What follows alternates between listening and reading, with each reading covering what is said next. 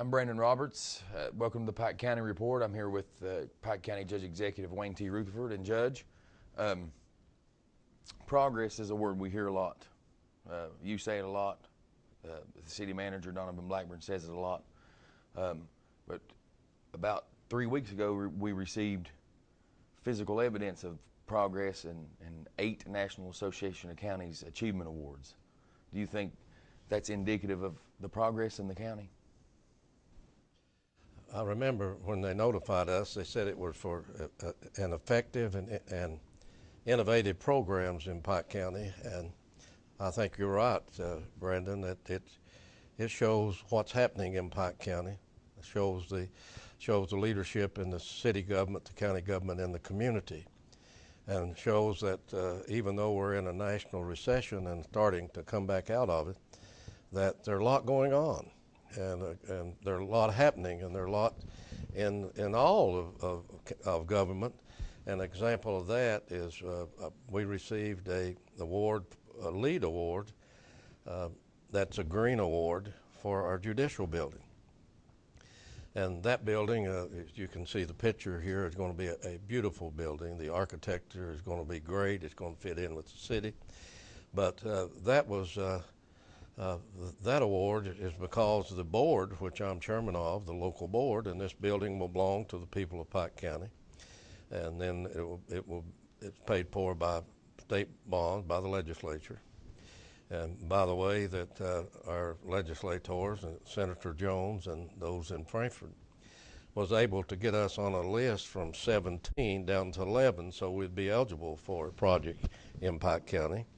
And we've started construction, and as people can see as they come, they can see the crane. They certainly can see them even if they go up the bypass. And this building is going to add to our judicial system. And the building has been over there 21 years plus years, is not in good shape. It wasn't constructed properly to begin with, and it wasn't designed properly. Those citizens of the county who served on juries, and I've served on the jury last year and year before last, I was over there and I saw the conditions of the courtroom and what Judge Coleman and Judge Combs and Judge Friend and Judge Mullins, what they had to put up with every day in a substandard environment. And what the jurors, even Judge Coleman's courtroom, if I remember, Brandon, they had to go out in the hall while they rotated the juries to make sure that they had enough juries to start a case. So this is going to enhance the judicial system in this county. It's going to be a beautiful building. It will enhance the security for our judicial officers of the court, and it will have its own elevators going up, and they won't go up with the public. You know, it's not good when you have judges who try cases has to go up with people they're trying or have tried. So it will be a security. It'll be 100% better. It's going to add to the landscape of Pikeville. The board that I chair, the local board by statute, the board didn't want to build on Main Street. I'll not go into details. We wanted to build on the Riverfield. But the state finally told us you either build on Main Street or we'll take the $33 million and we'll spend it in some other city in Kentucky. So certainly we didn't want that to happen, but we hated to see the demolition that took place on historical buildings.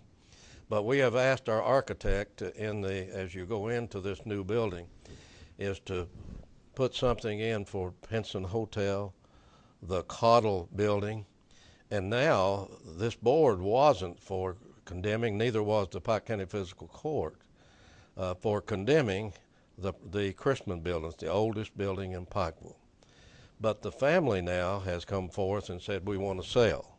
So now they don't have to condemn, so now they're buying that. So we also have said that you've got the Christmas building, you have to put something in the lobby, and so showing the Penson Hotel, the Cottle building, and the Christman building. Now, the Christman building and the Cottle building, that was the old red building just down the street from the Christman building. They was built at the same time by John Yost's dad, and that's back in the gosh, 1908, 1910, 1915, 19 whenever that was built. But we want to preserve that as part of the historic value to the people of this county and to Pikeville, and we want that put in the lobby. But then we got Pike County Health Department, of which I'm on the board. We was able to get a mobile unit, Pike County, Kentucky, the largest county and land area in the Commonwealth. More miles of road than any county in Kentucky, 1,200 miles of road. So we are the most rural county, probably in this part of the United States. So we needed health care for our people out in the county. So we was able to work with Congressman Hal Rogers and his office and others to this. Everything that we do, we don't do alone. We have to have partners. We have to partnership, and it's normally a partnership with the federal government, state government, county government, and the community leaders. So this is another example. In this mobile health unit, Paul Hopkins, director of our health department, and we were able to get funded for this mobile health unit, a unit that you can take anywhere. We used this unit for RAM this year, if you remember, Brandon, parked over to Pike Central. We was able to use this at our flood last year on Coon Creek, and it was parked over to mouth of Coon Creek. But you can watch Pike TV for the scheduling, but that unit is all over Pike County now. It's being used, and it certainly, using the word enhanced again, will enhance the health care in this county. So that was received, and it was deserved by the health board and by the employees of the Pike County Health Department. We have great employees. I told Mr. Hopkins when I introduced him that certainly they're getting a lot of awards at our health department. He was the Director of the Year past year, Brandon, in the state of Kentucky. So that is a credit to us, and here we are. They get an award for this. Then I mentioned the flood on Coon Creek, and I mentioned and we know about the devastating flood. We had one in 2009 and then another one in 2010. And that's hard on everybody in this county, especially those areas that was flooded. And you never get over a flood if you're involved in one. I was one time, and we lost all of our furniture, and you had to start over. So it's not pleasant. But flood recovery and the people of this county are resilient people. They are.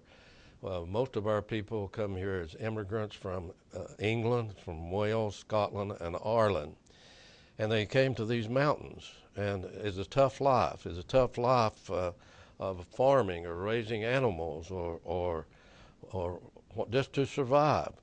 So our people are resilient, and the majority of them that's here. I'm an 8th generation Pike County.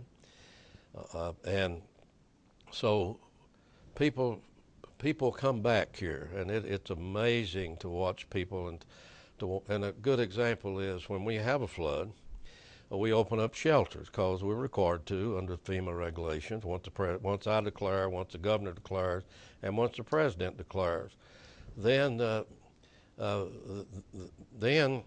after they declare, then we go to work and put together for recovery. So believe it or not, we received an award this year for one reason, because of the technology is one thing that we had, but we decided that too many people in past floods had fallen through the cracks. And FEMA had a person here who had put together in the past a flood recovery program. And we wanted to take a look at that. But this flood recovery recognition by the National Association of Counties was the fact, Brandon, if you remember, during the flood we took 1,300 calls, 1,300 telephone calls of people in the flood or people that called in for somebody's in the flood that didn't have a phone.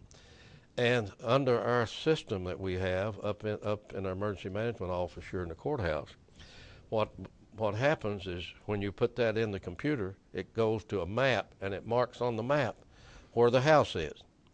Then all you have to do when you want to know where the house is push another button on the computer, and it gives you the 911 number from the 911 office in emergency management. So that's what we won the award on, because when FEMA came here, never had they been in another area in the United States when they come in that somebody could hand them a map and hand them a list of 1,300 people who had said, we need help, we need assistance, we've been flooded, we have damage, we've lost our bridge, we've lost our home, we've lost our outbuilding, we've lost, we've just been damaged. And we gave that to them, and they couldn't believe it. They said, gosh, this will make it so much quicker. Pike County has pictometry. We're one of the 3 counties in the Commonwealth of Kentucky that has pictometry. We signed a contract about 3.5 years ago, and 911 paid for the original front money to get this in place. And that was where they come in and fly and photograph this county from up in the air when the leaves are not on the trees. Then when we have a disaster, under our contract, they have to come back and fly the county in 72 hours. And then when FEMA comes in, you give them, they go on the monitor and they look, and they can tell the damage, what it looked like before, what it looked like after, which speeds up the process at FEMA. FEMA is one of the slowest responding agencies in emergencies that we have to deal with.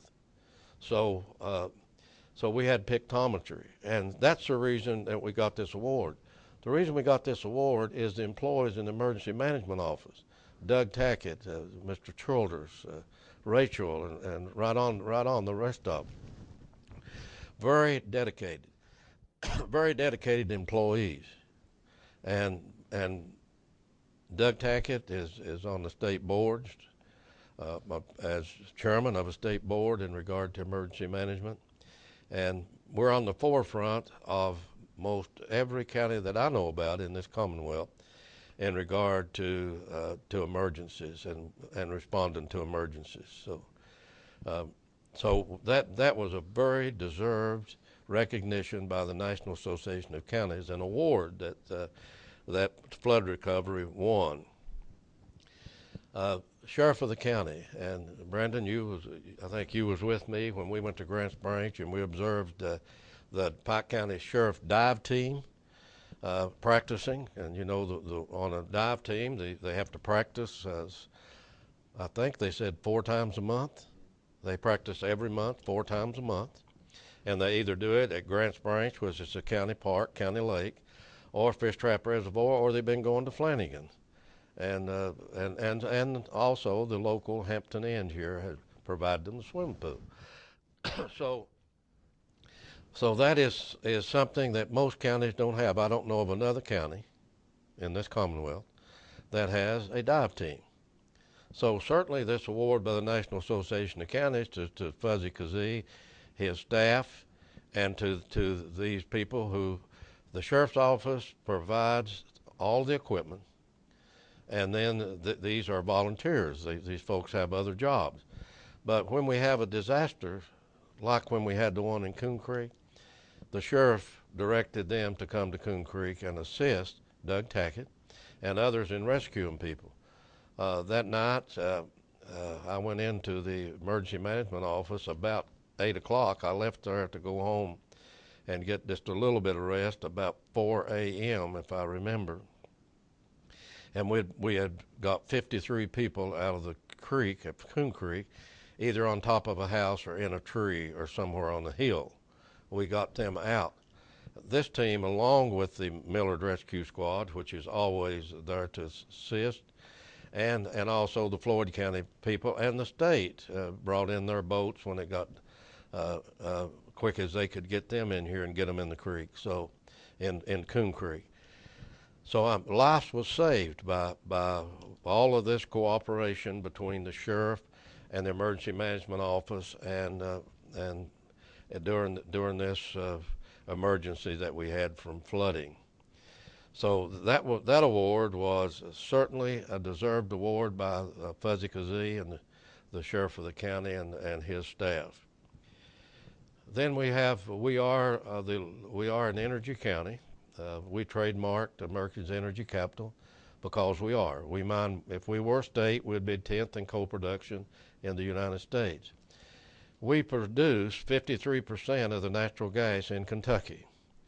Now, that's a lot of people have probably never heard that before. I'm going to repeat it. Pike County, Kentucky produces 53% of the natural gas produced in the Commonwealth of Kentucky. So that is the reason that we are an energy-rich county, and that's the reason that we trademarked America's energy capital. So we have other programs, and I'm going to go into one today that sometime early last year, Charles Carlton, our Director of Energy, and I was talking, and we said we need to get a hold of Cargill Corporation, a large corporation in America, and to see if any research is going on in this country or around the world in regard to converting the Cat 7 rock trucks, which are commonly used as off-the-road trucks in our mining industry, and is also used in the construction of roads by the contractors in the country. And see if we could change diesel or some way that we could use diesel and natural gas, because natural gas is energy that we produce the most of in Kentucky, and we need to take advantage of that. Cargill Corporation came back and said, yes, they are a company, and there are 4 different ones that gone to a consortium or partnership, and they have done some studies in Thailand, and now they're in Colombia in South America doing studies. They got Charles Carlton in touch with them. We was able, and Brandon, if you remember, I think you handled the news conference when they came here for their news conference here in the courthouse, and then they had to collect the data so that the federal government would recognize that this was a doable experiment. So we looked for a place in this county, and we found the coal operators, Scott's Cascade, who formerly owned Pike County Coal in this county and mined in this county, but he was presently in Harlan County. So he built a track down there on a mountain where you would load the truck, the Cat 7, up, and it had a track that went up the hill, down the hill, circle, come back around, so they could collect the data, so it would be recognized. Those tests, and Charles Carlton was down there on the first test, and he come back and reported to me and said, Judge, we had to stop the test. I thought, oh no, bad news. He said, no, good news. When they started pulling the Cat 7 up the mountain with loaded, said they had to stop it because it was doing too good a job when it went to the natural gas. So it ended up they had to redo the computers, and then they continued the testing. That has gone very well, and now they are producing what goes on that type truck. Plus, not only that, we've had here in Pikeville to Hampton Inn, we've had Hugo Vargas from Colombia, South America here, the largest pit mine in North America. They produce as much coal out of that pit as we produce in all Pike County in 1 year. They do it in one pit. He was here to look at that truck, stayed at the Hampton Inn. Charles Carlton took him to Harlan, and they watched the truck perform. So then about 2 weeks later, we had the fellow who's the head of the largest gold mine, the 3rd largest gold mine in the world. He came here, stayed at the Hampton Inn, Pikeville, and then was taken by Charles Carlton down and watched the truck work. Well, the National Association of Counties recognized this like they should have, because it deserved an award, and that conversion got a national award from the National Association of Counties. Very deserved award. It was also, Judge, I believe, the first time that it had been tested in North America. But they moved their testing from Columbia in South America to the United States and to Pikeville and to Pike County and to Harlan County. So that has been a great success. It just fits into our overall energy program that we got for Pike County. Then we'll go back to the flood again, and we all know that there was people that fell through the cracks. They always are. You have FEMA comes in, and we was declared in the 29 flood and 2009 flood and the 2010 flood. We was declared by the president private and public.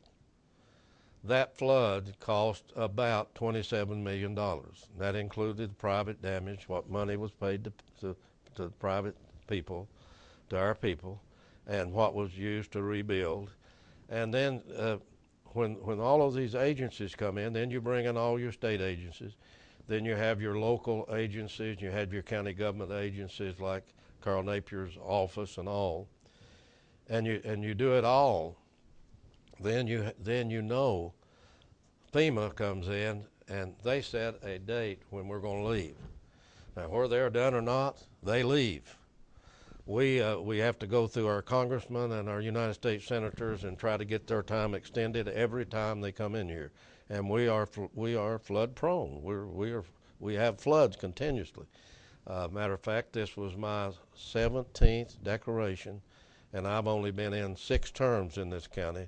And think about all that Governor Patton and I mean that Judge Patton had when he was in, Judge Dameron and Judge Gibson, and go right on back to all the judges, Judge Polly, Judge Pruitt, and go right on back.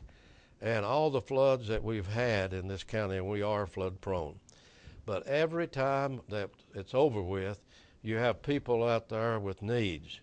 You have people who still have not have their houses put back because the government inspectors goes out for FEMA and they write a check. They didn't learn much at Katrina when they had to go south to New Orleans, but I'll give them credit. One thing they did learn: instead of going out to people and walking up to them and seeing the damage they had, promise them they'd be back or that they would see that they got help, and never showing up again. They did learn that.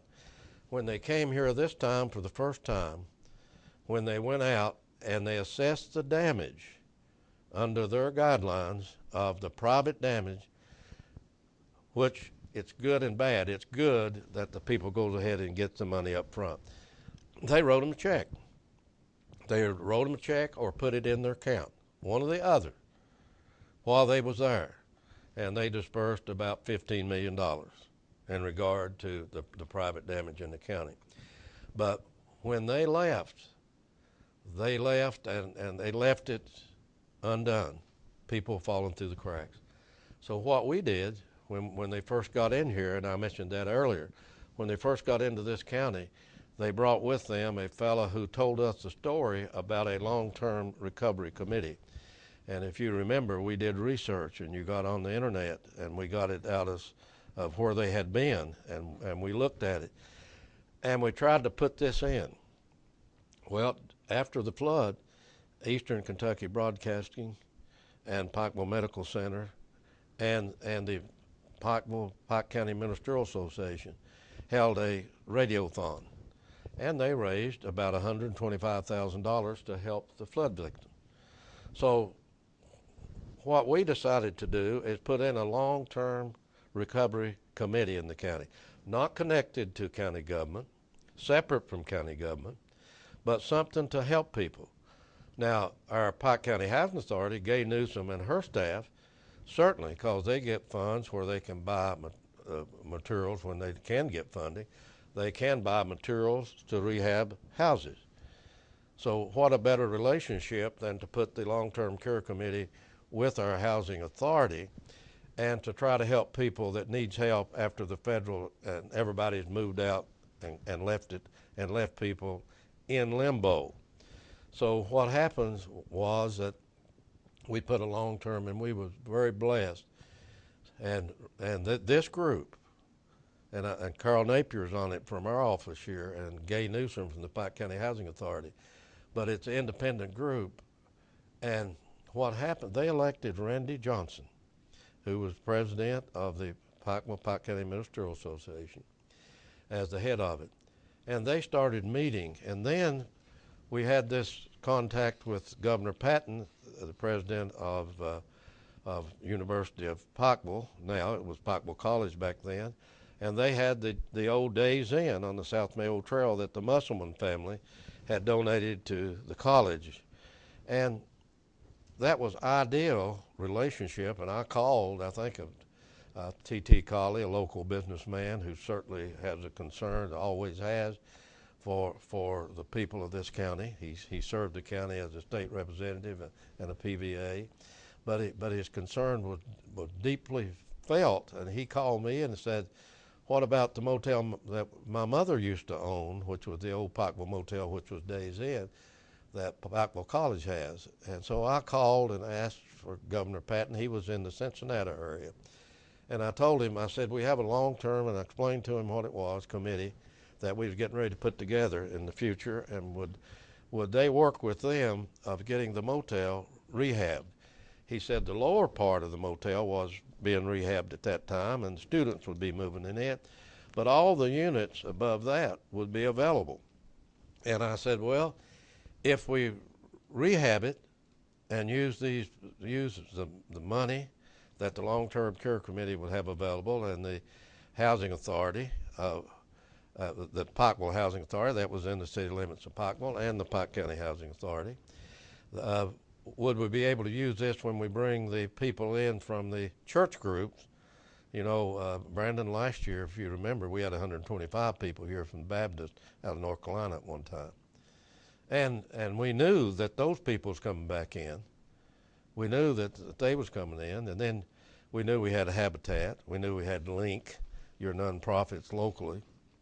But we said, can people coming in here from these groups, when you're not having school, use those facilities to live in? And said, certainly, let's see what we can do. Now, Governor Patton, of course, he had sat in the seat that I was sitting in. I was calling him from. He knew the relationship, and he knew how the system worked. So he said, sure. So what happens is Randy and they provided money for materials. They have rebuilt part of the motel. People are now moving into it.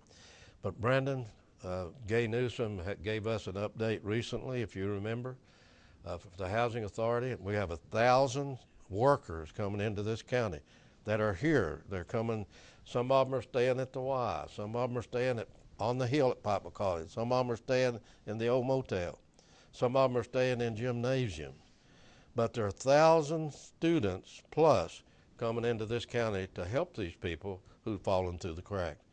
And out today in this county, there are people who will live better and who will stay warmer this winter because these groups come in and rebuild these houses.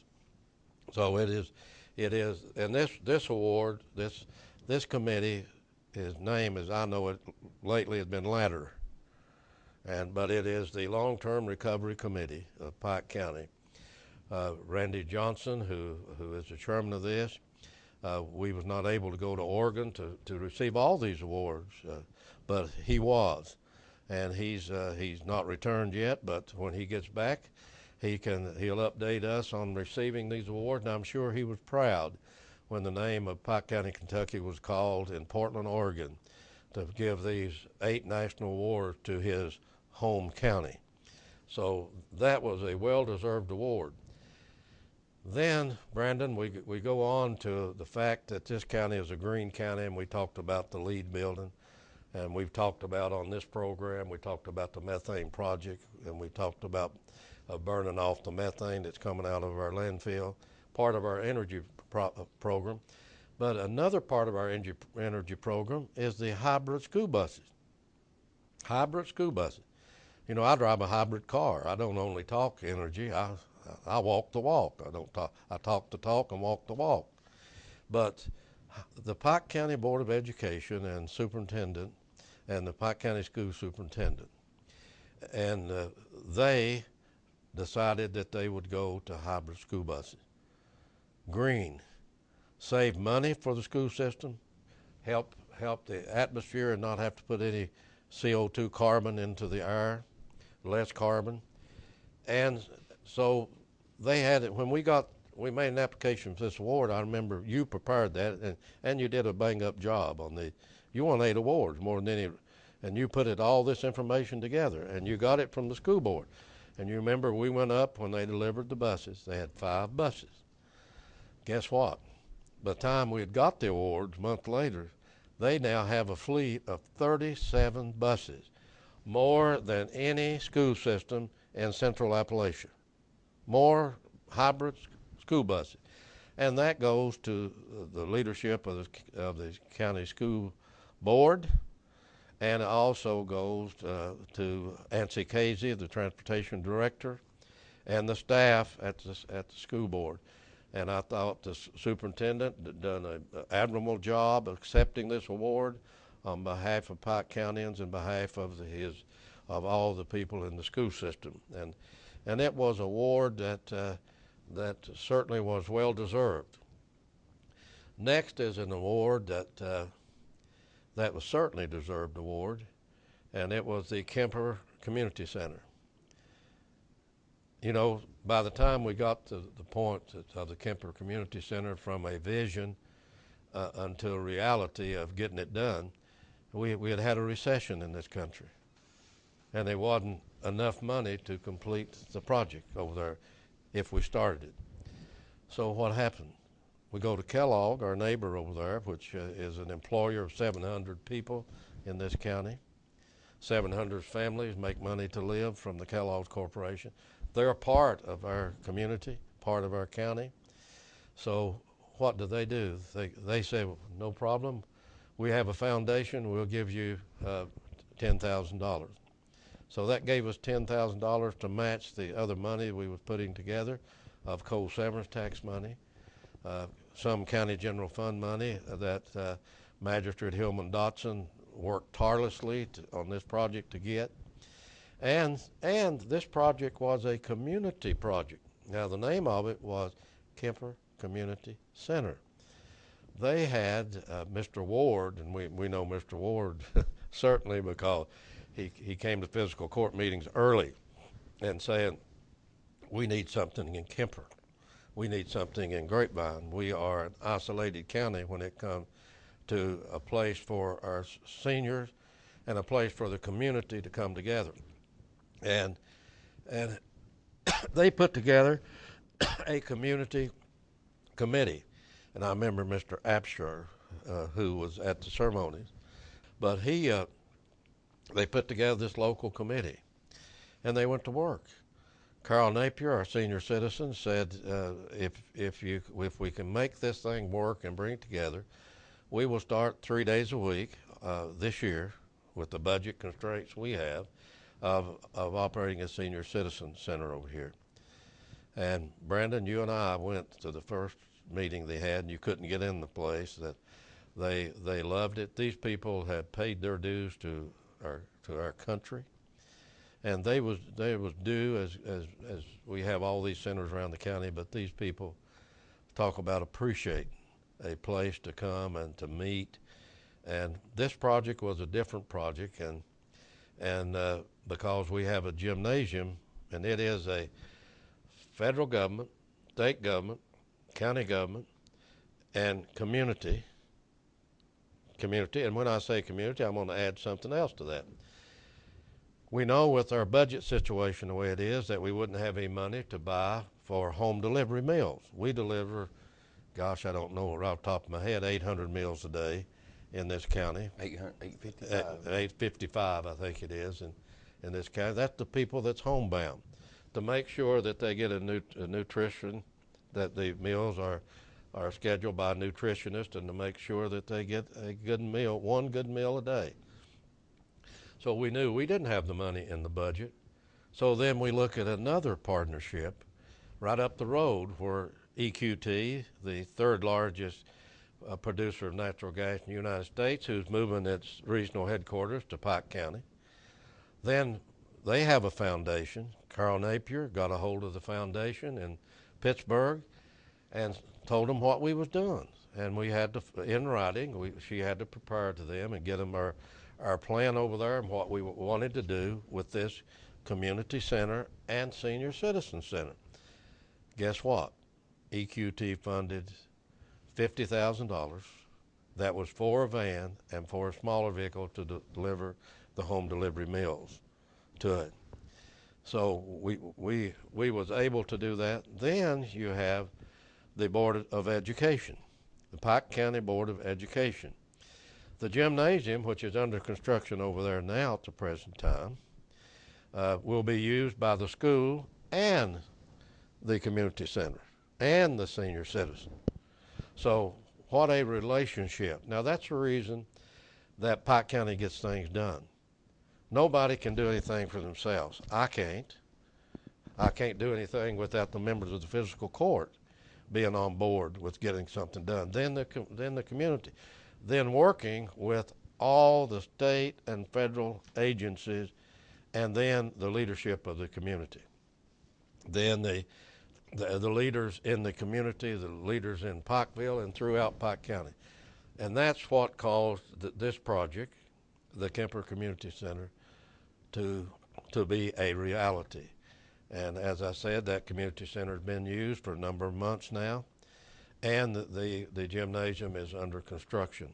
We couldn't have done it without the school board and without the school superintendent and his support, and made it work. It bonded everything together. But just think the partnership that we built in regard to it, and being recognized by the National Association of Counties and getting more awards than any rural county in the United States. Brandon, I think there was 4,443 off the top of my head of counties in the United States was eligible for these. I know last year we did get some awards, and there was 11 counties in Kentucky that applied last year. Nobody got any but us. And then this year we applied and we got 8, and one other county applied. Hardin County got 1. So this shows of what it means when you work together. That's the reason that we are different. We're no longer one of the 25 most impoverished counties in the Appalachian, in the ARC as we know it. ARC puts it, and they call it distressed counties. We're not a distressed county. We came out of that about 3 years ago. We're not listed as a distressed county. Pike County, Kentucky is different than all the counties in eastern Kentucky, the 25 counties. We are different. We are a progressive county. The city of Pikeville is the most progressive city in central Appalachia, and Pike County is the most progressive county. Now, there's a lot to be done. There's a lot on the drawing board. There's a lot in people's imaginations, in their brains, yet to be done. But once we can bring all of this together, and I go back to saying what Governor Patton says, and I like to hear him speak, especially the part when he says, we are smart enough here, all of us, to do anything that we want to do, and this is an example of it. Judge, I'd like to point out, of the 432 counties in the Appalachian Regional Commission, we were one of only 10 that did move up a category, and the only one in Kentucky. Yes, and that means that we're different now, and that's the reason that our community is bonded together. I mean, we come together, and that's the reason and people absolutely love Pike County. I love Pike County, its people, and that is the reason and we promote Pike County. As all of us promote Pike County as we do that, and it makes a better place for us to raise our children. Judge, I saw last week we had a press conference announcing we'd received funding to do a economic development study on the new US 460. I had read recently also that the number one thing that attracts businesses to an area is access, roads. You were calling this the economic development corridor. I can remember, Brandon, I'll relate to a trip that I made back in 1980 to Dallas, Texas, trying to get a kitchen cabinet factory to come and locate in Pike County. We was one of 2 being considered in this part of the United States. We didn't get that because the road system hadn't been completed into this county. So today in Pike County, we have 23 completed 4-lane. We have 119 completed 4-lane, and then we have 460, which is under construction. Now, Brandon, we're just completing a county comprehensive plan done by R.W. Armstrong in Annapolis, Indiana. That is the company that's building the Green Island at Abu Dhabi. And that is, we wanted to hire a company to do a county comprehensive plan that would contain the city of Pikeville's comprehensive plan, Pikeville Medical Center's comprehensive plan, the city school system's comprehensive plan, the county school system's comprehensive plan, and bind all of that together, or anybody that had a comprehensive plan in the county. I think Elkhorn City is getting one done, and that will become a part of the comprehensive plan. A part of that plan, what you have to do, you can have all the imagination, the vision, and the dreams that you want, but until you put it into reality and then plan it and then set goals, nothing will ever happen. I'm convinced the reason we've been successful in this county is because we understand what you have to do to make progress, and that is to bring everybody together, do your planning in detail. Then when the governor announced, and this was from multi-county severance tax, that Pike County was being granted $300,000 for a economic development study on the 460 corridor, which we call Economic Development Corridor in Pike County. 119, as you're aware, Brendan, that you travel every day, that is the energy corridor of Pike County. That is where that's where EQT is going to be operating, and that's where our research center will be in the future. So we look for, and we got a wood pellet plant that's also looked at property over on 119. But on the 460 corridor, the $300,000 multi-county severance tax by act of the Kentucky legislature is law, and that money is discretionary money that the governor of the Commonwealth gives out. Now, do we contribute to it? Yes, our coal miners mine coal, and then we get severance tax, and 32% of the severance tax in Kentucky is paid by people who mine coal in this county, by Pike County. So certainly we deserve to get this back, but Brandon, this governor, Governor Beshear, in the last 6 weeks has announced $10.2 million coming to this county. Am I correct on that? Yes. And that is the Fishtrap Funding of $2 million. Pond Bridge at Draffin. The Pond Bridge at Draffin, and then the $300,000 for the study. So this governor has looked east, and I know that the governors can only do what they can do. We have these roads was completed before anybody thought they could ever be completed. I remember Jim Tom King lived at Belfry, and he kept saying, "Judge, my lifetime, they're talking about 119, but I don't believe it'll ever be done in my lifetime." Well, me and Jim Tom today rides that road, Brandon.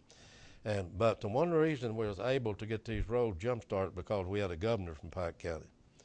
Governor Patton moved the road programs up in this county, and I thought it was a correct thing to do. It was apropos to name the 119 corridor for Paul and Judy Patton. I thought that was a thing that should have been done.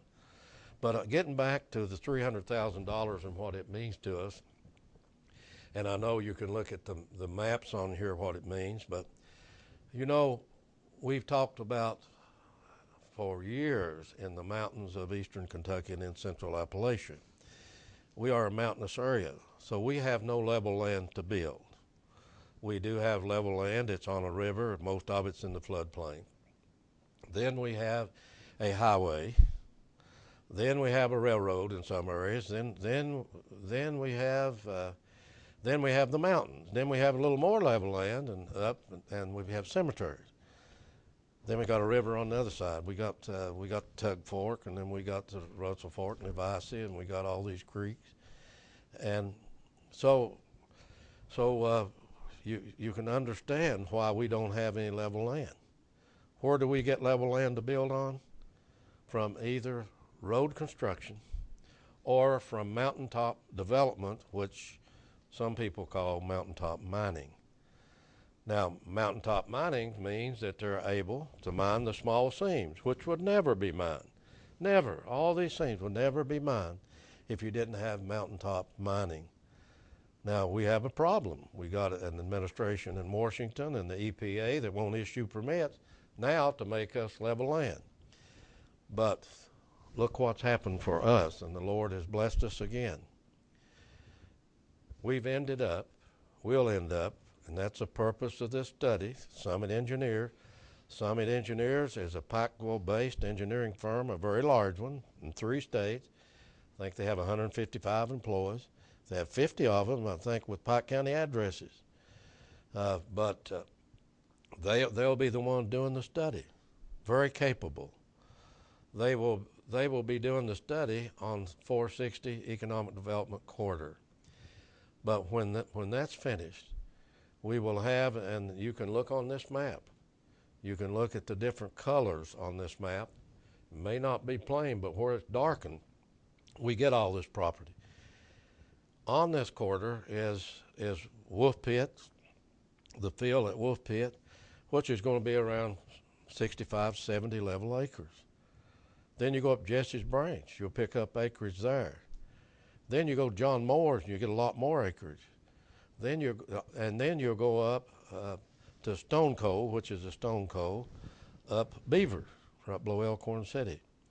That's already completed. That's 25 acres. So that's the reason we're having to have a study done. But that only brings 600 and some acres that I mentioned to you. Then, off of this 460, on top of a mountain that runs from Belcher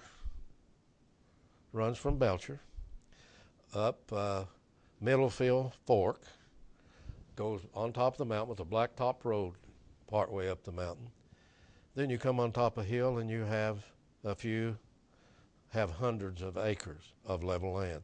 From mining, primarily was done in the 1980s, which means you'll have no subsidence. We've been blessed again because one of the owners of the property up there, Charles Carlton, our community development director, and I met with him. And it was heartwarming to sit with somebody who said the Lord had been good to me and my family, and I've been able to live a good life, and I want to contribute something. I've got 1,200 level acres up there that, yes, I'll make it available to Pike County to develop. Well, if you remember, Brandon, when after the flood, we brought the HUD director from Louisville, we brought the head of the rural development, we brought all the agencies in because of our housing shortage, and we'd lost part of our housing stock in Coon Creek and up Harris's Creek and these other counties they'd washed off. So we brought them into the Expo Center for a housing summit. To our surprise, and it was a good surprise, the attorney showed up from TECO, Tampa Power and Electric, one of our large coal operators in Pike County, producers. They come and offered us property, if you remember, and said, here's property out of the floodplain that you can develop and move people out of the floodplain. Well, putting that property that they offered us together with the 1,200 acres, then we ended up with more than 2,000 acres level. Unbelievable. And all these years, everybody has said in Central Appalachia we could develop if we had somewhere to develop. A good example, City of Pikeville, landlocked. I was able to assist the City of Pikeville. That was an airport site that the county and the city had years ago. And I'll not repeat it, but I had it put as an emergency landing strip. And then I had, after coming into office this time, realizing that the city was busting at the seams and realizing that You had a mayor and a council and a city manager with some vision and knowing that they wanted to continue to develop Pikeville. And I had to assist them in the problem they had with their county airport board and appoint people on the board who would cooperate with them and who would make that property available to them to help solve the housing problem in the county. I'm on a board with the development of Marion's Brink. But look what we can do, and of course as they do this study they'll be holding 3 public hearings in that area. An opportunity for everybody that can start racking their brain, their imagination. What would you like to see up there? You know, the Area Development District will be putting this together for us because it is a Letcher County government and the Pike County government project, a multi-county project, because it starts up 23 towards Letcher County, which would mean once an industrial park or a technology park or whatever that brings jobs up to this thousands of acres on 460 and right off of 460. Then Letcher County citizens will also be hard there. So that's the reason it's multi-county. So we got the cooperation of Judge Ward and that court over there to support this project. So now we want the people to have an input. Brandon, we had talked about the ad district, said you got to give us a name as we put this together. I didn't have a name. We only had a dream, a vision of what we would do. So come back, you did some research, you got us all the names of any city in the United States that used the word coal. Realizing that some counties in Kentucky used the word coal. Realizing that someday that this would be a new community on this mountain, a new town, a new city, a new community. It would have a name. Well, we didn't want it to be called something people to get used to it doing development. And then when you put a post office up there, have a different post office name. So we ended up with the name of Coal Mountain Development. In the future years, now this development on this corridor will not only be for this generation, it will be for those unborn. It will be for future generation. It's going to take years to totally develop that up there, but look what it does for us. All that every bit of it, out of the floodplain. Then we got a mitigation program that we got through county government here, through of course, again, the Long-Term Recovery Committee will make recommendations in that also, but Jimmy Kaiser, our floodplain manager, is involved in mitigation programs with FEMA and with USDA and RCS, that's the United States Department of Agriculture, of moving people out of the floodplain up where they'll never be flooded again. Look what we can do with all this property up there. We'll have that. And talking about dreaming, Charles Carlton and I was brainstorming recently, driving, and saying, what can we come up with that needs to be put on this new community up there? And Charles Carlton said, well, we've talked about the middle income housing. We talked about the lower income housing. We talked about the luxury housing, but we're forgetting one, and that is the summer homes and retirement. You got to remember that the people in these cities out-migrate, and the I-66 studies for interstate that come through this county show that in the future years that the people living in the most populated area of the United States, which is in the Northeast, would look for summer homes and retirement homes in our mountains. Well, we're developing the mountains now, the top of them. Roads are being constructed up on the mountains. So Charles Carlton said, well, we need to list retirement communities. So as these hearings are held, people need to get involved. Community leaders need to get involved in this. You have an opportunity to watch your lifetime. A development will start and will make life better for those unborn. Our goal is that a child can be born in this great county of Pike and they can get an education.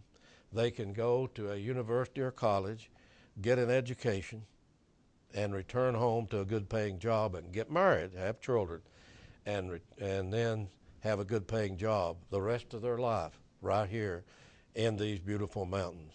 Our mountains are the most beautiful area in this country, but the real beauty is the inside of our people, who are a caring people that cares for their neighbor and takes care of their neighbors and looks out for their families, looks out for. We have more family reunions and more class reunions in the mountains of Central Appalachian than anywhere in this country. And that's the kind of people we are. But this is what an opportunity it is for us. Just think, a new community on top of a mountain that reaches from up Furrows Creek, Belcher, all the way down to Millard, within 12 miles of Pikeville, with about around 8 miles of Elkhorn City, with a Breaks Interstate Park on that end, and with a Fishtrap Park, and with the most progressive city of Pikeville within 12 miles, where you would have your medical care, your education at the University of Pikeville, or the community college, or the National College of Business, and your employment down in this area.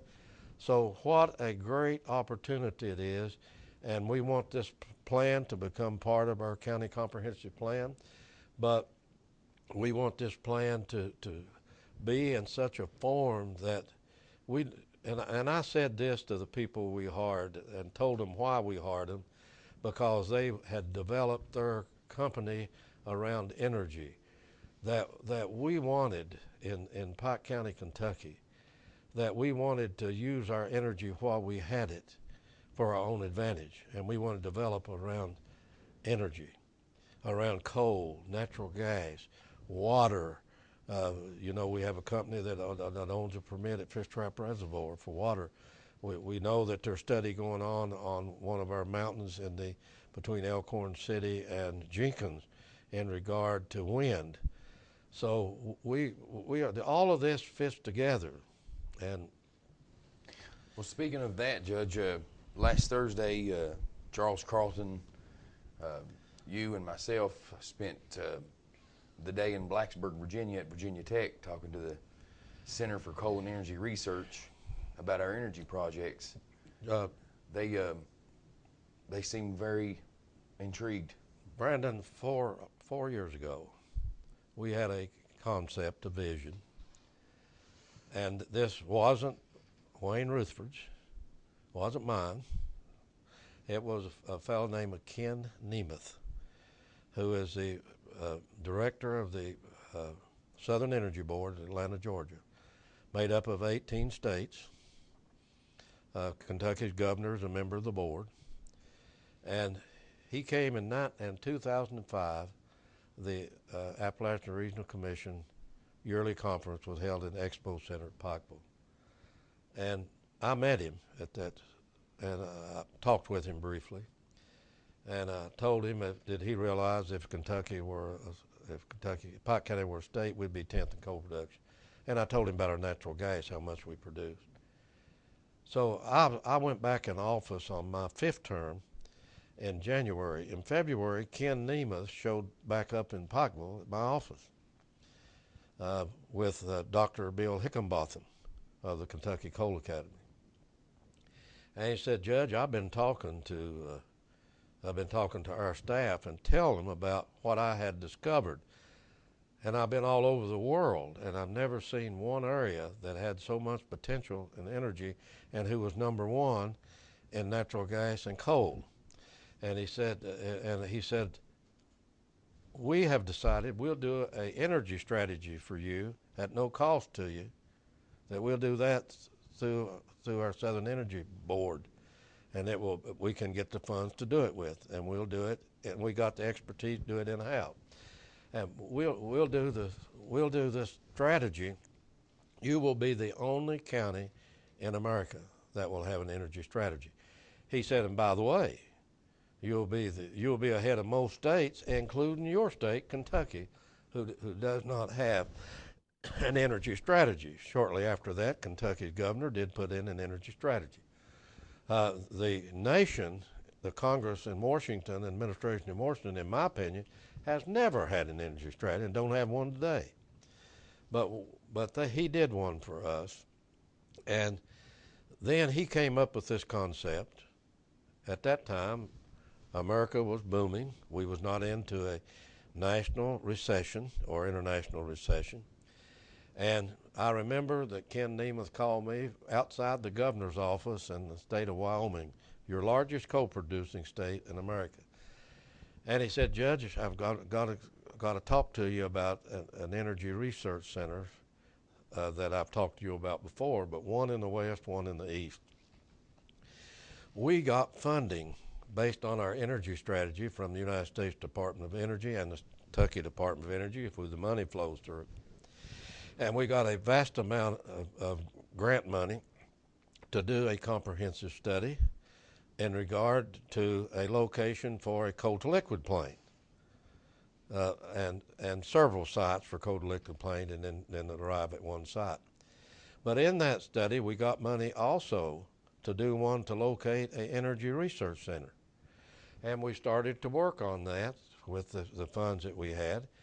We even got funding to do design. And I know, Brendan, that, and I'm sure that you'll see it on this from Pike TV, that you'll provide them with a picture. We have a model even that's done, but 2/3 of the design located at on the energy corridor on 119 at Scott Fork. I mean, it was designed, a location for it, and then what happened? We had a national, international recession in America, and they put the research center went on hold. We decided when we started coming out of this recession, Kentucky has been on the forefront coming back, and you've noticed that, Brendan, by the revenue coming in to the state coffers, and so we decided to start again. Well, it's been three years plus. We knew Battelle Memorial Institute, one of the leading engineering firms in the world, headquarters in Columbus, Ohio, a nonprofit engineering group with a foundation which is world-renowned in research, who operates 12 research centers for the United States government, who operates some of the nuclear facilities for the United States government on the engineering side. So we had a commitment from them and from Dr. Donald McConnell, their president of fossil fuels, from Battelle, to become part of a consortium to our research center. And then by this time, Dr. McConnell's retired, Dr. Colwell's retired. So about 3 weeks ago, Charles Carlton and I made a trip to Columbus to reunite with them and to bring this project back on the front burner. So to do that, then we got an appointment with Oak Ridge National Laboratories at Oak Ridge, Tennessee, which again operates, Battelle is part of that consortium, and with the University of Tennessee that operates some nuclear facilities. Again, I mentioned nuclear facility, but has a research facility. So we had an appointment about 3 weeks ago down there, and it was canceled because the person was sick and we couldn't go. But within the next few days, we will be in Tennessee at Oak Ridge, meeting with Battelle. Then we have met with, as you're aware, with Governor Patton, the president of the University of Pikeville, realizing that Pikeville does not have the infrastructure at the present time to take on a research facility and training facility. Then we talked to the governor. University of Kentucky back 3 years ago was on board. Now they have a new president, and we have to go back to the new president. Governor Patton said he had met him and he will be glad to discuss it with him. But yes, we went to, last week on Friday, we went to Blacksburg, Virginia, and we met with Dr. Karma's staff, and it was a good meeting. They are going to come back on board as part of a consortium of our Energy Research Center. We had named that center, Brandon, the Appalachian Research Center. Ken Nemeth called and said, no, if you're going to put one in the west and one in the east, it's going to be American. So we changed it to American. So that research center will be built sometime in the future at Scott Fork in Pike County, Kentucky. What will it do? It will do research in regard to coal, natural gas, certainly. But the components beyond that is one that the Appalachian Region Commission in Washington really loved, and that was a component where we do research. Now, the University of Kentucky has 2 tree farms up here with the Addington Company. One was in Martin County, another one was over Ford Mountain. They had been doing research for a number of years on mine sites on top of the mountains of reforestation. And what we want to cause happen is the hardwoods be brought back into Central Appalachia, into the mining areas where we've had to cut all the trees out. Now, if they would have been good planting in the past, what they wanted to put back is the quick growing stuff. Now, what they should have put back was the hardwoods that they cut out originally. So now we have to go back and do it. Another component of that, this research center will be located right next to EQT, regional headquarters. They will use this as a training facility to train their people. Brandon, those jobs over there pay $55,000 a job. They will be hiring 100 new employees. I say they will be hired because they don't get the tax break from the state of $2.5 million until they hire up to 100 new employees from their area. That means in probably 2 or 3 counties in Virginia and these counties that produce natural gas here in eastern Kentucky, where EQT has their wells, and has about most of their property they have leased is in this area. They have totally 3 million acres, and a lot of it's in this county. But they will be training, and the other gas companies, Chesapeake and others, will be available to them to use for training. It will be able for training in regard to other energy projects that we bring into the county. If we have a coal to liquid project, then they will have to have training. And I went the other day and got some points, they call it, for us, because I'm no different as a county judge executive.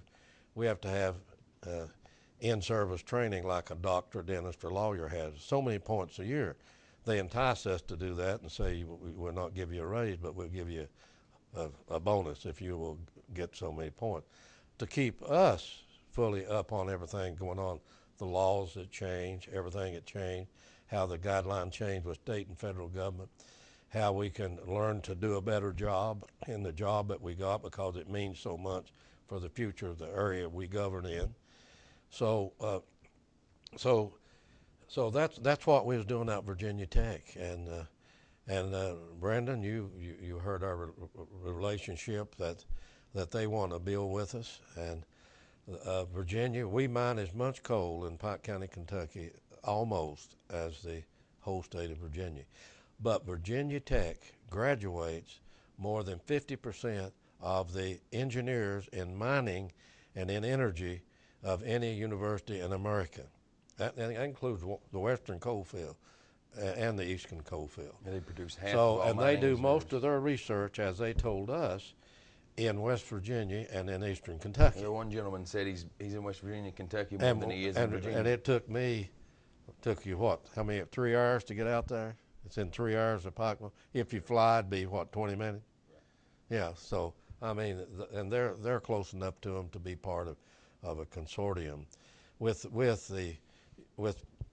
Pike County government, with the Kentucky Coal Academy, with the University of Kentucky, with Battelle, with Oak Ridge National Laboratories, and that would bring together a world-renowned research facility. And this is going to happen. It's not going to happen tomorrow, but as we continue to work to get this research center to here, as we keep our relationship. We have Ken Nemeth coming back into Pike County at a meeting at Pikeville College with Governor Patton and myself and staff to talk about of how you're going to formulate this research facility and who would operate it, how it would be funded, and how the University of Pikeville would be a part of this consortium. And then after we have this meeting, we'll bring all parties together, and then we will start moving forward as the years go by to make this happen, and continue to work on our coal to liquid situation where we can change our coal into transportation fuel, because that is the price of gas at $4. What if we took coal right here in this county and turned it into liquid fuel? It's being done in South Africa.